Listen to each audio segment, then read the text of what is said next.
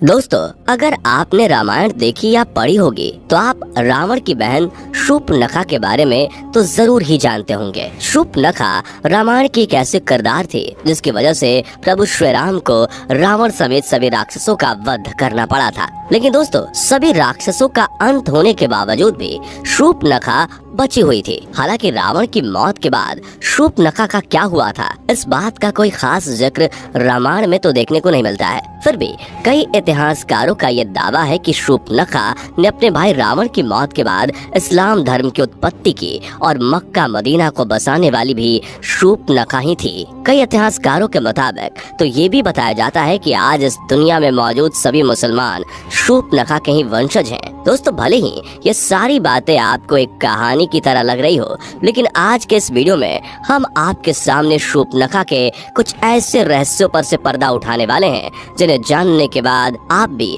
दांतों तले उंगलियां दबा लेंगे। दोस्तों, रामायण के अनुसार हमें ये बताया जाता है कि जब रावण ने माता सीता का अपहरण किया था तो भगवान श्री राम ने माता सीता को आजाद करने के लिए रावण समेत उसके पूरे वंश का नाश कर दिया था। लेकिन इन सभी राक्षसों में रावण का छोटा भाई विभीषण हमेशा धर्म के रास्ते पर ही चलता था और विभीषण ने इसी तरह धर्म का साथ देते हुए अपने भाई रावण के बजाय प्रभु श्री राम की सेना को चुना। इसके बाद जब प्रभु श्री राम ने रावण का वध करके माता सीता को आजाद कराया था तो उन्होंने लंका का सारा राजपाट और जिम्मेदारियां विभीषण को सौंप दी थी। लेकिन उसके बाद शूर्पणखा कहाँ गई और आखिर उसका क्या हुआ था, इस बात का जिक्र हमें रामायण के किसी भी पन्ने पर नहीं मिलता है। दरअसल दोस्तों, जब शूर्पणखा भगवान श्री राम से आकर्षित होकर उनसे विवाह करने का प्रस्ताव लेकर आती हैं, तो भगवान श्री राम शूर्पणखा से विवाह करने के लिए उसे साफ साफ मना कर देते हैं, क्योंकि भगवान राम पहले ही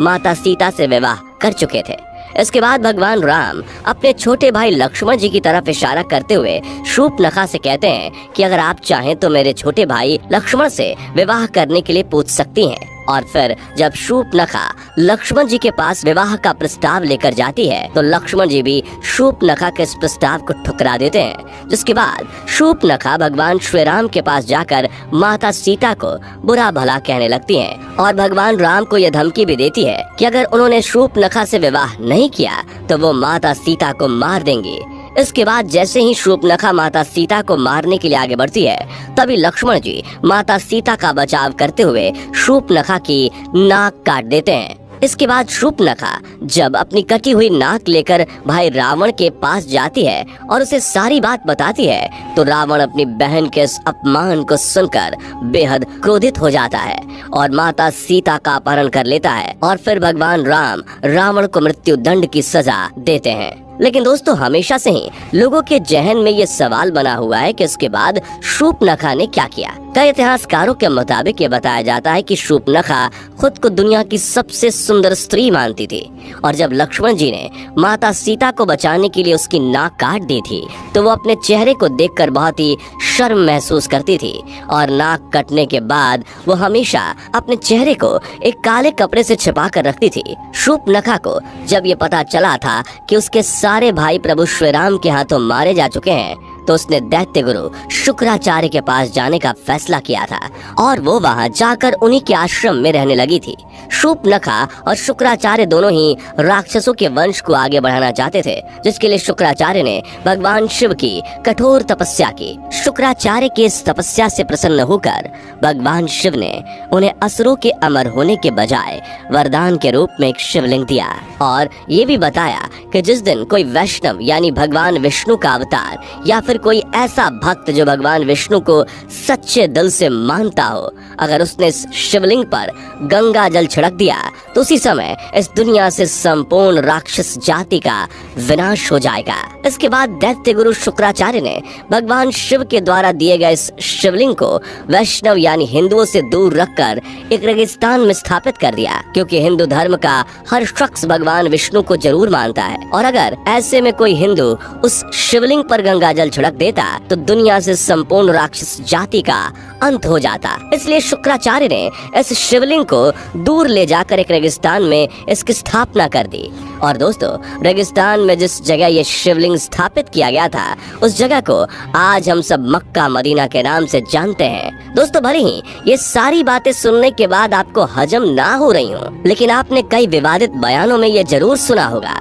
कि प्राचीन काल में यहाँ पर मंकेश्वर महादेव का एक मंदिर हुआ करता था जहाँ भगवान शिव का एक शिवलिंग स्थापित था। दोस्तों ये वही शिवलिंग है जिसे भगवान शिव ने दैत्यों के गुरु शुक्राचार्य को दिया था और इस शिवलिंग को दैत्य गुरु शुक्राचार्य ने हिंदुओं से छुपाने के लिए भारत से दूर सऊदी अरब में मक्का में स्थापित कर दिया था। शुक्राचार्य ने इस शिवलिंग को सऊदी अरब में इसलिए स्थापित किया था क्योंकि उन्हें ऐसा लगता था कि ये बात कभी किसी हिंदू को नहीं पता चलेगी और इससे राक्षसों का वंश भी सुरक्षित रहकर आगे बढ़ता जाएगा। आपको बता दें कि दैत्य गुरु शुक्राचार्य ने इस शिवलिंग की सुरक्षा का काम शूर्पणखा को सौंप दिया था। उस समय शूर्पणखा हमेशा ही अपने चेहरे को कपड़े से ढककर रखा करती थी और फिर शूर्पणखा ने अपने वंश को आगे बढ़ने के लिए कई बच्चों को जन्म दिया, जिसके बाद वही बच्चे आज शूर्पणखा की इस परंपरा को निभाते आ रहे हैं। जी हाँ दोस्तों, हम बात कर रहे हैं मुसलमानों की, क्योंकि आपने जब भी मुसलमान महिलाओं को देखा होगा